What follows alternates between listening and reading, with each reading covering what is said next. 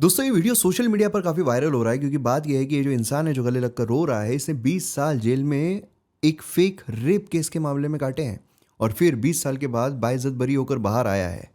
अब मतलब 20 साल जब जेल में गया तो 23 साल का था, बाहर निकल कर आया तो 43 साल का है। मतलब पूरी जवानी ख़त्म, जो भी कंट्रीब्यूशन वो कर सकता था, जो भी अपने फैमिली को सपोर्ट कर सकता था, वो सब ख़त्म। और जो लड़की ने फेक रेप केस की थी उसके साथ क्या हुआ? कुछ भी नहीं। यहाँ पर आप देखिए किस तरीके से जो वाइफ है वो अपने हस्बैंड को पीट रही है और इस हस्बैंड को बेसिकली कैमरे लगाने पड़े, सीसीटीवी कैमरे लगाने पड़े सबूत दिखाने के लिए कि ये पिटती है, क्योंकि जेल में तो ये कहेगी कि हस्बैंड ने इसको पीट दिया है।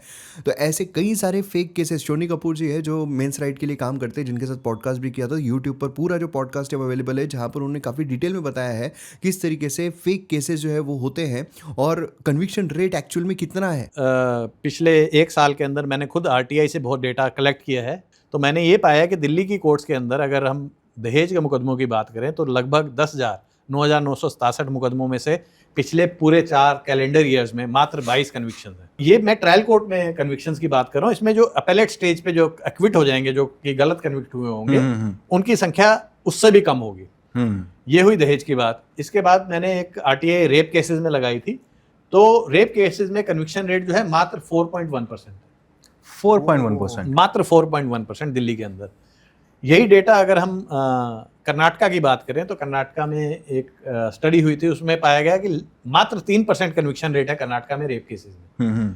तो अगर 100 में से 3 बंदे 4 बंदे 4 लड़कों को कन्विक्शन किया जा रहा है रेप में, और 10,000 में से 20-22 लोगों को यानी 0.22% कन्विक्शन किया जा रहा है लड़कों के या उनके परिवारजनों का, और लगभग 100% लड़के रेप केसेस में अरेस्ट होते हैं, और लगभग 197 दिन एवरेज एक लड़का जिसके ऊपर रेप का इल्ज़ाम लगता है वो रह के आता है जेल में। तो मुझे लगता है कि हमें उन 96 लोगों के बारे में भी बात करनी चाहिए जिनके ऊपर ये झूठे आरोप लगे। देखिए हमारे समाज में जो इस तरीके की हरकतें हैं वो एक्चुअल में होती है। कुछ ऐसी महिलाएं हैं जो इसका फायदा भी उठा रही है और समस्या क्या है? समस्या बस ये है कि जिन्होंने फेक केस किया उनके अगेंस्ट में कोई कार्यवाही नहीं की जाती।